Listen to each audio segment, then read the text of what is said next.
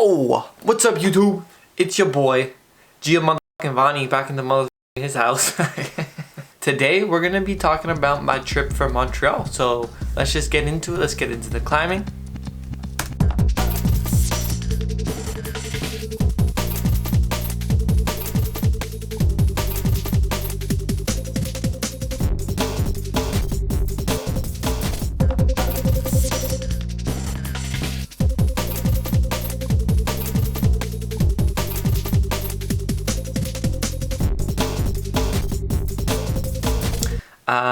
So this is the gym I visited in Montreal. It's called Offsite Climbing, and the owner was there when I went in, and we had some chats about the goals of this gym.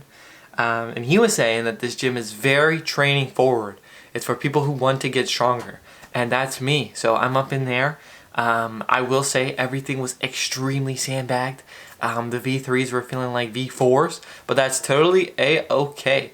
I went in with the expectation that it was gonna be hard, and it delivered. It was hard, it was difficult, and once you realize that the grades, they're just all in your head. They're just all up here.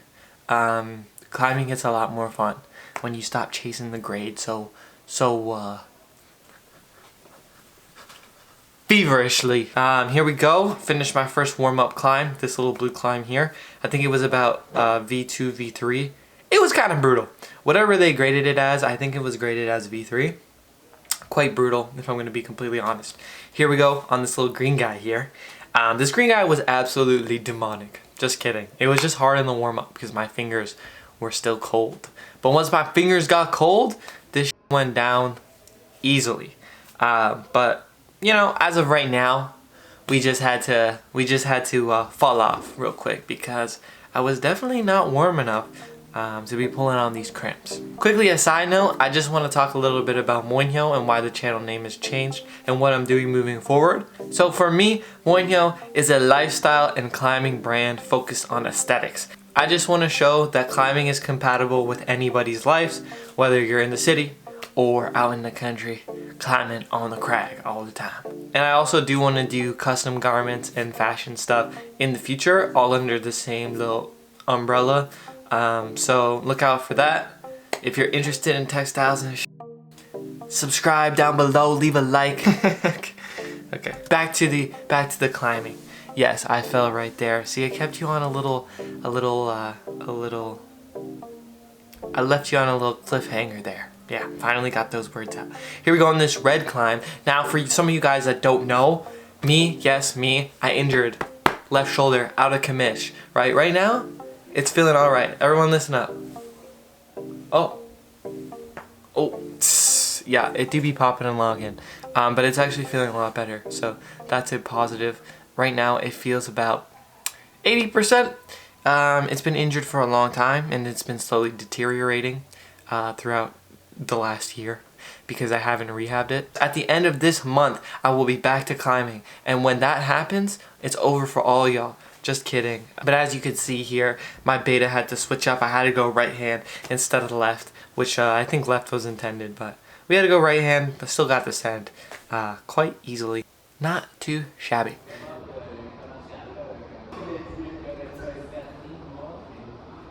And here we go back on this green climb here. We are sending it. It is very good. It is very green. It's cool. It's right. This was a really cool sequence. You kind of had to flip into this undercling and then bump again. Something you don't really see a lot in Ontario gyms. I mean, if I may, I will gush over the setting here in Montreal. It was absolutely fantastic. Whoever lives in Montreal at these climbing gyms, you are blessed. You are blessed. When I was there, I was talking to them about how the setting was so much better, and they were like, I didn't even think that the setting would be better in different areas. Like, people there don't even know how good they have it. So if you do live in Montreal and you see this and you never took in how great your climbs were, just know if you ever come to Ontario, the climbs are not as good. Straight up, I'm sorry.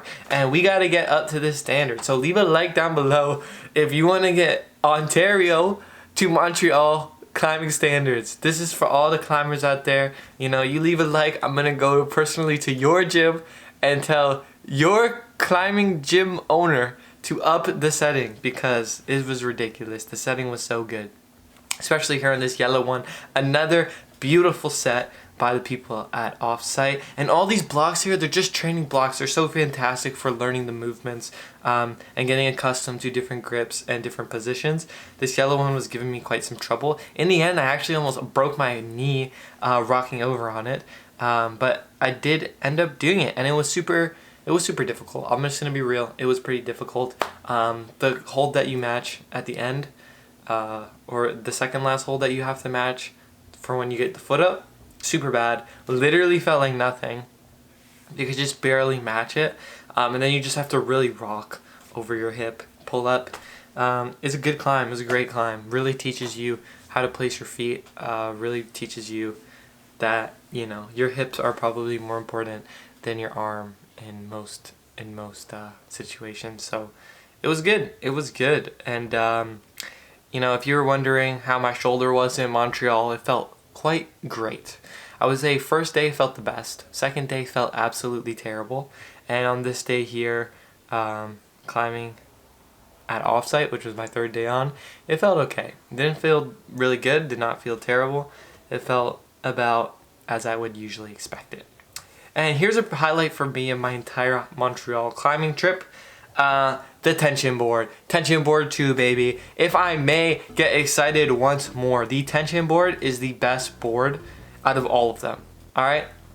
Hands down, I said it. I mean, I'm pretty sure this is a general consensus between the people who have climbed on this board.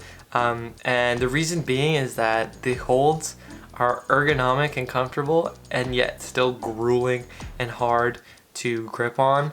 I mean, doing this V3 climb here was pretty limit, and I would say that it's probably comparable to a Moonboard V4 in the sense of difficulty.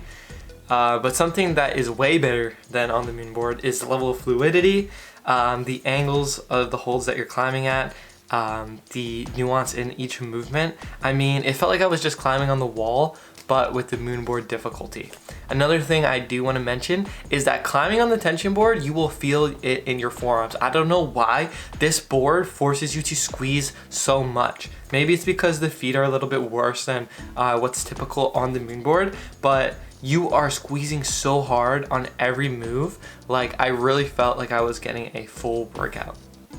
This climb here that I was trying, I tried it once at the beginning of the session, and I honestly felt that like this little punch up move was impossible. But even though I fell here, you'll see me, I just do the move real quick because I learned that it was possible, and it was all in my brain. And that's something you gotta remember, is that sometimes it's all in your head, and you just gotta give it all, your all. You just gotta give it your best, you know what I'm saying? And here we go, going for the send here. Honestly, this climb was the easiest out of all of the V3s I did. I did all the V3 benchmarks. They're called classics on the tension board, and they were pretty brutal, honestly. I'm just gonna be real. I know I've been out of it for a bit, haven't been moonboarding, haven't really been climbing. My shoulders also messed up, but these guys were pretty hard. You know, they were giving me a run for my money, especially this climb. Baby, I got your money, because they took it. They took it. They ran off with that shit. And that was the little issue I had with this climb, was that it was too goddamn hard. Genuinely the hardest climb I did in Montreal. Probably the hardest climb I did all month, because I've been climbing like sporadically all month, maybe like 5 times in total this month so far. And yeah, for sure this climb handed my ass right to me.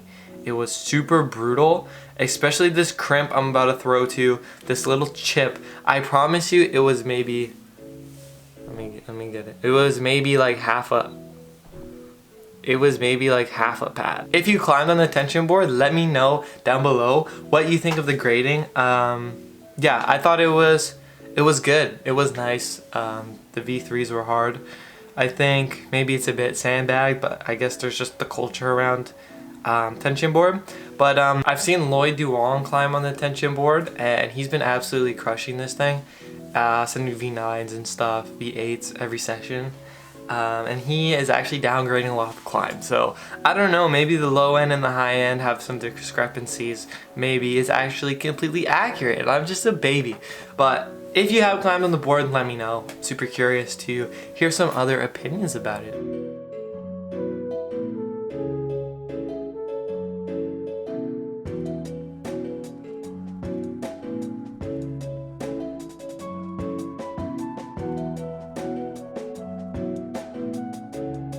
Anyway, here I get to ascend, and I'm like, look at me there. Holy shit, I was absolutely zoinked out of my mind on that one. Super excited. And yeah, that was pretty much my session in Montreal. My last session in Montreal. Tried some of the grasshopper board. It was aight. Not as good as the tension board too, of course, but I was just too tired. I could barely pull on. Like, I really gave that last climb everything I had. And that's it for the video.